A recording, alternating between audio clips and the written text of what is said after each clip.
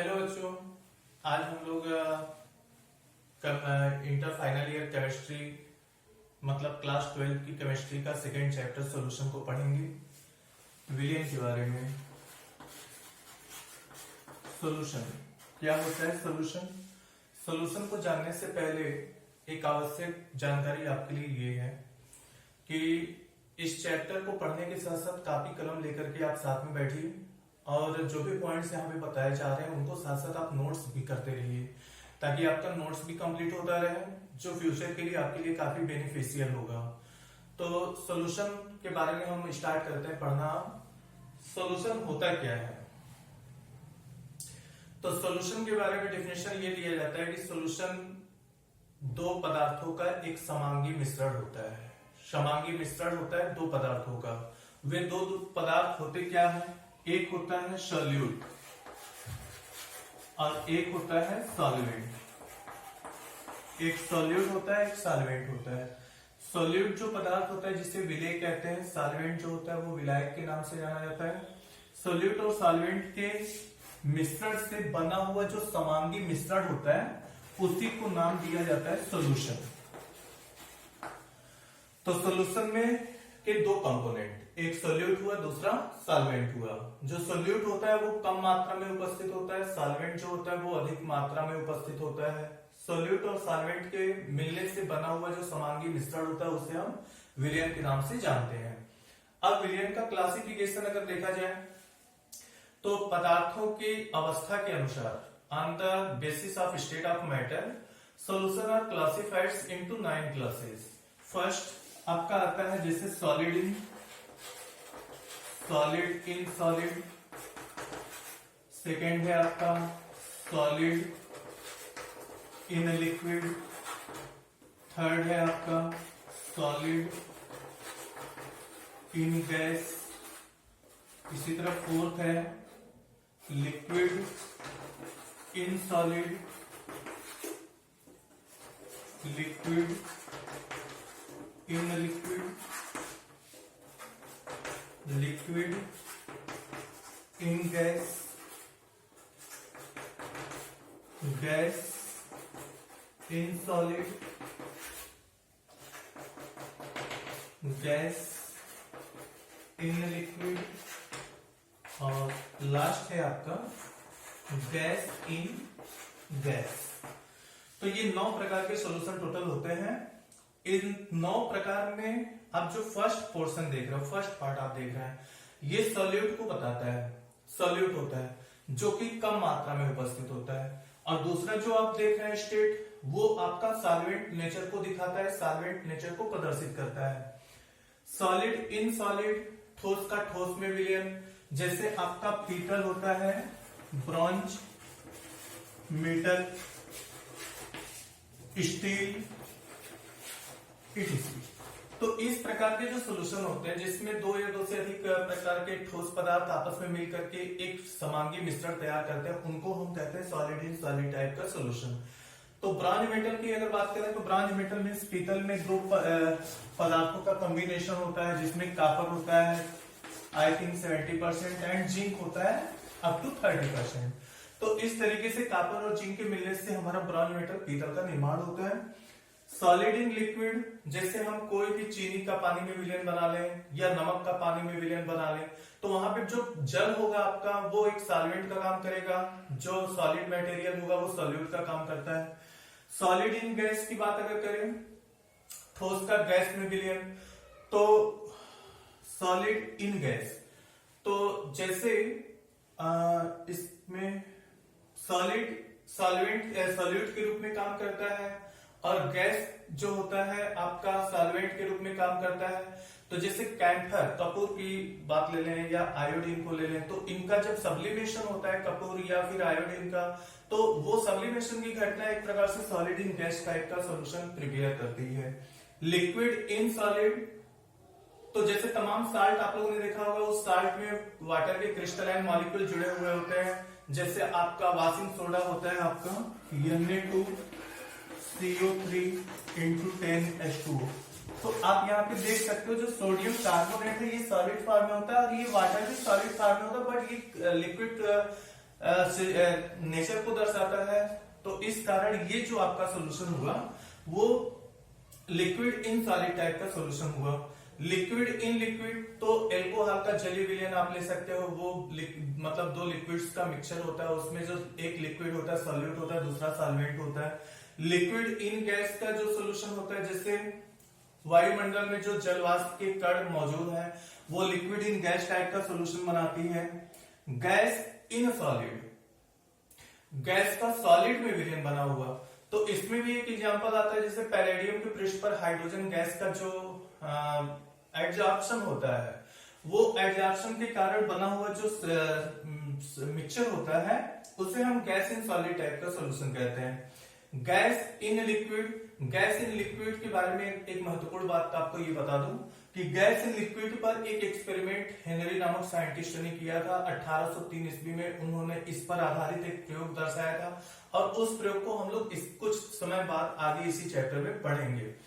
Gas in gas type के solution में क्या होता है, भिन्न भिन्न गैसों का परस्पर मिश्रण होता है। जैसे वायुमंडल में कई गैसें आपस में मिली हुई हैं, तो उस प्रकार का जो सोल्यूशन है हमारा गैस इन गैस टाइप के सोल्यूशन का प्रिपरेशन करता है। अब इसके बाद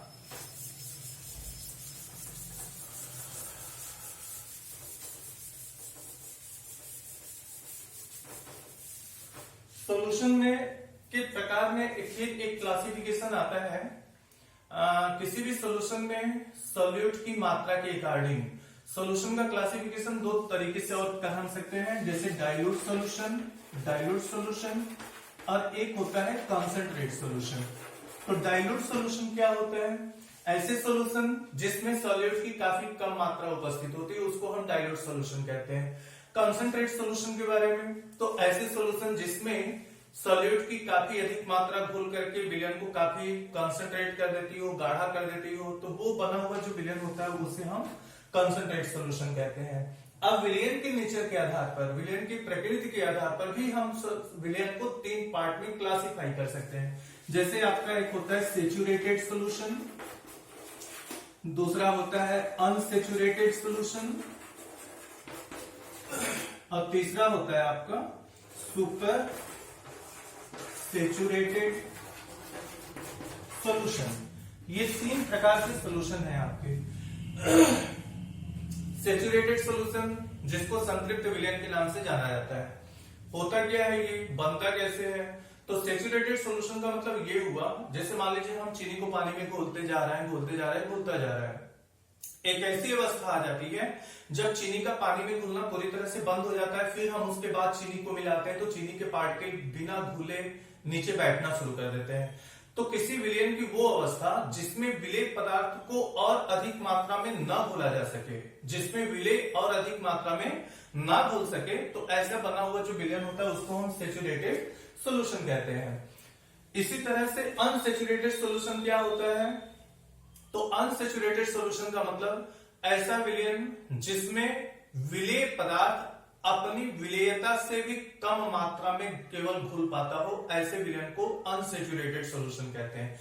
जैसे एग्जांपल के तौर पे हम अगर कहें कि कोई अनसेचुरेटेड या 30 ग्राम प्रति 100 ml, मान लीजिए चीनी का एक सॉल्यूशन है, 100 ml जल को संतृप्त करने के लिए, सेचुरेट करने के लिए 30 ग्राम उसमें चीनी मिलाई जाती है, यानी 30 ग्राम चीनी मिलाने से जो जल है, जलीय विलयन है चीनी का, वो पूरी तरह सेचुरेट हो जाता है, संतृप्त हो जाता है।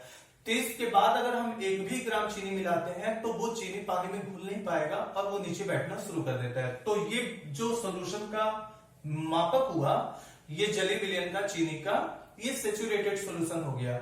लेकिन जो अनसेचुरेटेड सॉल्यूशन होते हैं उसमें होता क्या है, 30 ग्राम चीनी के जगह पे मात्र 30 से कम, सपोज कर लीजिए लगभग 25 ग्राम पर 100 ml अगर अपनी विलेयता से भी कम मात्रा में सॉल्यूट अगर सॉल्वेंट में घुल पाता हो, केवल अपनी पूरी विलेयता क्षमता को नहीं दर्शा पाता हो, तो ऐसे बने हुए विलयन को हम क्या कहते हैं, अनसेचुरेटेड सॉल्यूशन। और सुपर सेचुरेटेड सॉल्यूशन क्या होता है, तो यहीं से फिर हम इस चीज को समझ सकते हैं। जैसे 100 ml जल को संतृप्त करने के लिए 30 ग्राम चीनी आवश्यक है। अब 30 ग्राम से अधिक अगर हम चीनी मिलाते हैं तो वो चीनी एक्सेस जो हमने मिला रखा है वो नीचे बैठना शुरू किया, फिर वो नीचे बैठे हुए चीनी को घोलने के लिए अगर हम उस विलयन का तापमान बढ़ा देते हैं तो घुल जाएगा। लेकिन अब जो बना हुआ घुला हुआ विलयन हुआ, तैयार विलयन, उसी विलयन को हम कहते हैं सुपर सैचुरेटेड सॉल्यूशन। मतलब विलयन को संतृप्त करने के लिए आवश्यक विलेय पदार्थ से अधिक मात्रा में विलेय अगर विलयन में मौजूद है, उपस्थित है, तो बना हुआ जो सॉल्यूशन होगा वो हमारा हो जाएगा super saturated solution. Super saturated solution की एक खास बात ये है कि ये जो सॉल्यूशन बनते हैं वो काफी अनस्टेबल होते हैं, क्योंकि अगर हम सुपर सैचुरेटेड सॉल्यूशन को ठंडा करते हैं तो एक्सेस जो पदार्थ उसमें मिला हुआ है वो फिर क्रिस्टलाइज होकर के उसकी सरफेस पर आना शुरू कर देता है। जैसे चीनी अगर अधिक मात्रा में घुली है, सैचुरेट होने के बाद भी चीनी को हमने घोला है गर्म करके, तो उस विलयन को यदि हम ठंडा करें तो ठंडे करने के बाद एक्स्ट्रा मात्रा में घुला हुआ चीनी फिर जम करके पपड़ी की तरह से उसके सरफेस पर आ जाता है। तो इस तरीके से 3 प्रकार के सोल्यूशन को यहाँ पे दिखाया गया। अब इसके बाद आपका आता है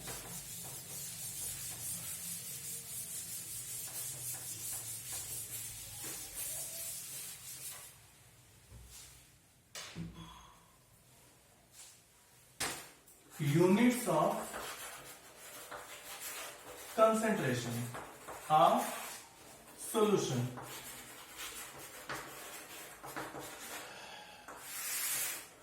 विलयन की सांद्रता को मापने के विभिन्न मापक्रम, किन किन तरीकों से किसी विलयन की हम सांद्रता को माप सकते हैं, इसके अंतर्गत ये चीज आपको बताई जाएगी। जैसे इसमें पहला आता है आपका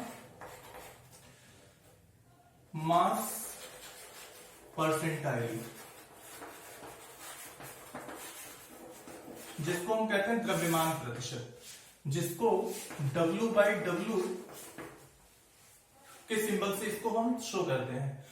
तो इसका मतलब ये हुआ, परिभाषा इसकी क्या बनती है कि 100 ग्राम विलयन में उपस्थित सॉल्यूट पदार्थ के ग्रामों की संख्या उस विलयन का द्रव्यमान प्रतिशत कहलाती है। ठीक है, जैसे अगर इसमें अगर एग्जांपल लिया जाए 10 ग्राम या 10% यूरिया, 10% यूरिया का सोल्यूशन अगर हम कहें तो इसका मतलब ये हुआ कि 100 ग्राम जलीय विलयन में 10 ग्राम यूरिया उपस्थित है। 100 ग्राम जलीय विलयन में 10 ग्राम यूरिया उपस्थित है, तो जल यानी विलायक जो सॉल्वेंट होगा उसका द्रव्यमान कितना हो जाएगा, तो 100 माइनस 10 इक्वल टू 90 ग्राम आपका क्या हो जाएगा, वाटर हो जाएगा, सॉल्वेंट हो जाएगा। 10 ग्राम यूरिया, 10% यूरिया का अर्थ यही हुआ कि 10 ग्राम यूरिया 100 ml विलयन में उपस्थित है, तो सॉल्वेंट की मात्रा कितनी हो जाएगी, 90 ग्राम। सॉरी, इसका एक फार्मूला ये हम बना सकते हैं, पर मास परसेंटाइल को अगर फाइंड आउट करना हो तो mass of solute upon mass of solution multiplied by 100। तो ये हम निकालते हैं मास परसेंटाइल को। इसी तरीके से दूसरा आपका आता है वॉल्यूम परसेंटाइल।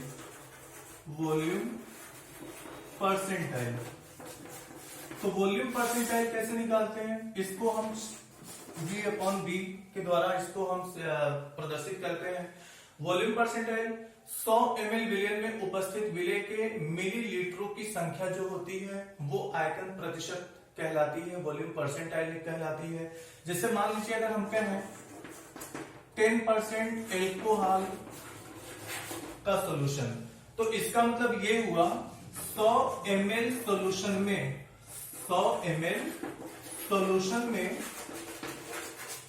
एल्कोहल की मात्रा कितनी है, 10 ml एल्कोहल उपस्थित है, तो वाटर की मात्रा कितनी हो जाएगी, 90 ml। जाहिर सी बात है 100 में से 10 को माइनस करेंगे, 90 ml आपका वाटर की मात्रा उसमें आ जाती है। और इसका भी फार्मूला बहुत ही सिंपल है, इसी प्रकार से हम दिखा सकते हैं इसके भी फार्मूले को।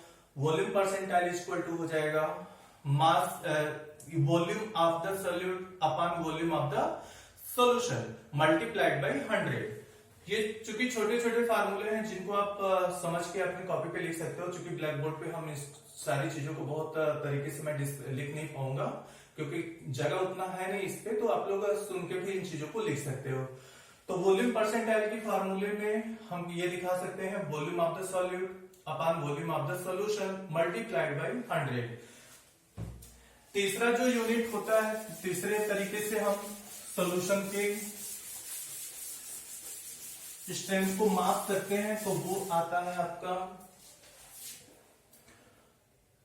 ग्राम प्रति लीटर में। ग्राम प्रति लीटर में भी हम सॉल्यूशन की यूनिट को देख सकते हैं, सॉल्यूशन की कंसेंट्रेशन को मेजर कर सकते हैं। तो जैसे अगर कहा जाए 5 ग्राम प्रति 100 ml, 5 ग्राम प्रति लीटर, 5 ग्राम प्रति लीटर NaCl सॉल्यूशन। तो इसका मतलब ये हुआ कि 1 लीटर जलीय विलयन में 5 ग्राम सोडियम क्लोराइड घुला हुआ है। बात समझ में आया?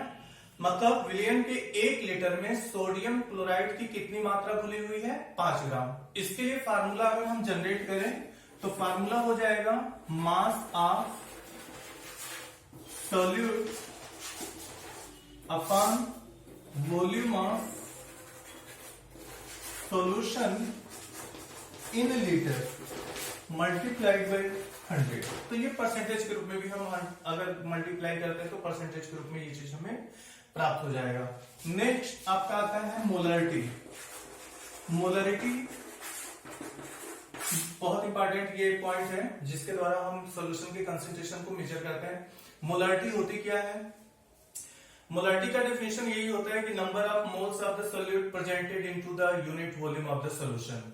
मतलब किसी विलयन के एकांक लीटर आयतन में विलेय पदार्थ के मोलों की संख्या विलयन की मोलारता कहलाती है। अगर विलेय पदार्थ का 1 मोल उपस्थित है तो बना हुआ सॉल्यूशन जो होगा मोलर सॉल्यूशन कहलाएगा। यानी मोलारिटी अगर हम मेजर करना चाहें तो मोलारिटी m इक्वल टू हो जाएगा number of moles of solute upon volume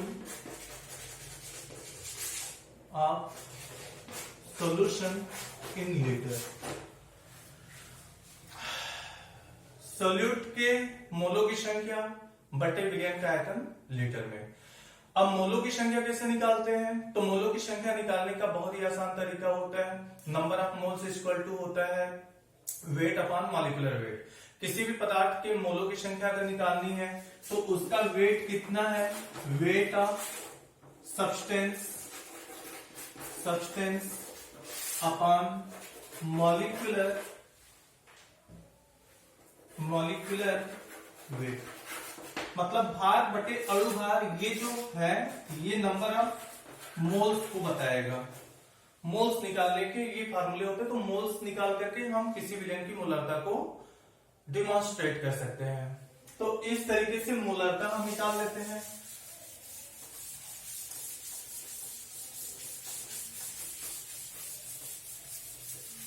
इसके बाद आता है आपका molarity.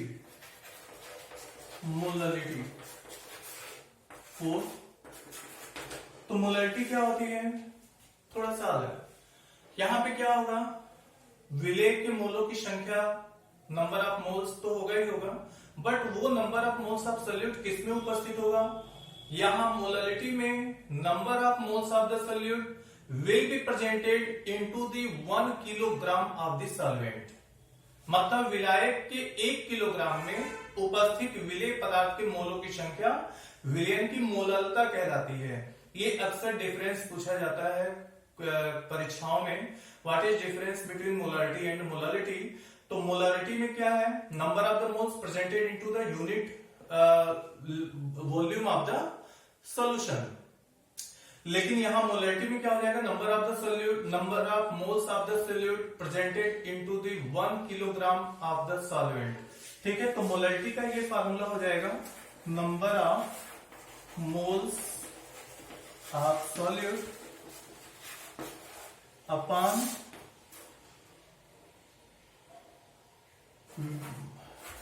Weight of solvent in kilogram.